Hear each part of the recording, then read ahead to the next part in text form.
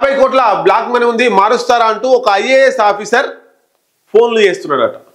White చేయండి, నేను black money ఇస్తా, 50 కోట్ల బ్లాక్ మనీ ఇస్తా, దాన్ని వైట్ మనీ చేస్తారా అని కొందరు వ్యాపారులకు ఓ ఐఏఎస్ సాక్షాత్తు ఐఏఎస్ అధికారి వ్యాపారస్తులకు ఫోన్ చేస్తున్నాడట. మరి అంత బ్లాక్ మనీ ఆ ఐఏఎస్ ఆఫీసర్ దగ్గరికి ఎట్లా వచ్చింది? కాంగ్రెస్ ప్రభుత్వ హయాంలో సంపాదించిండా లేదా గతంలో బీఆర్ఎస్ పార్టీ అధికారంలో ఉన్నాడు సంపాదించిండా? ఆయన ఏ పార్టీకి కొమ్ము కాసిండు? మరి వైట్ మనీగా ఎందుకు మార్చుకోవాలనుకుంటుండు? అది ఆయనకు సంబంధించిన మనీయా లేదా ఇంకెవరిదన్నా మధ్యవర్తిత్వం వహించి ఈయన చేయాలనుకుంటున్నాడా? ఒక్కసారి మనం చూద్దాం. కొందరు వ్యాపారాలకు ఓ ఐఏఎస్ ఆఫర్, అధికారంలో హాట్ టాపిక్ గా ఆయన వ్యవహార శైలి, అంత సంపదను ఎలా కూడగట్టారనే గుసగుసలు సదరు ఐఏఎస్ ఇచ్చిన అనుమతులపై సర్కారు విచారణ.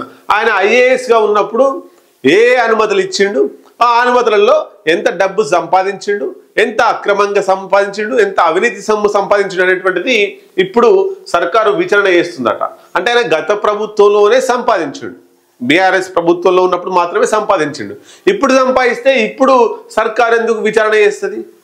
కాబట్టి ఇప్పుడు కాంగ్రెస్ ప్రభుత్వానికి మచ్చ వస్తుంది. కాబట్టి ఆ బీఆర్ఎస్ హయాంలో ఆ ఐఏఎస్ ఆఫీసర్ ఏ వాటికి అనుమతులు ఇచ్చిండు, బీఆర్ఎస్ పార్టీకి ఎంత వాటా ఇచ్చిండు, బీఆర్ఎస్కి ఎట్లా అనుకూలంగా పనిచేసిండు, బీఆర్ఎస్ నాయకులకు ఎట్లా పనిచేసిండు, బీఆర్ఎస్ చెప్పిన కాంట్రాక్టర్లకు ఎట్లా అనుమతులు ఇచ్చిండు, ఇవన్నీ కూడా ఈ కాంగ్రెస్ పార్టీ తీసి ఆ ఐఏఎస్ను మరి ఏం చేస్తారో చూడాల్సిన అవసరం ఉంది. ఐఏఎస్ వ్యవస్థకే మచ్చ తెచ్చేటువంటి ఘటనలు చాలా ఉన్నాయి.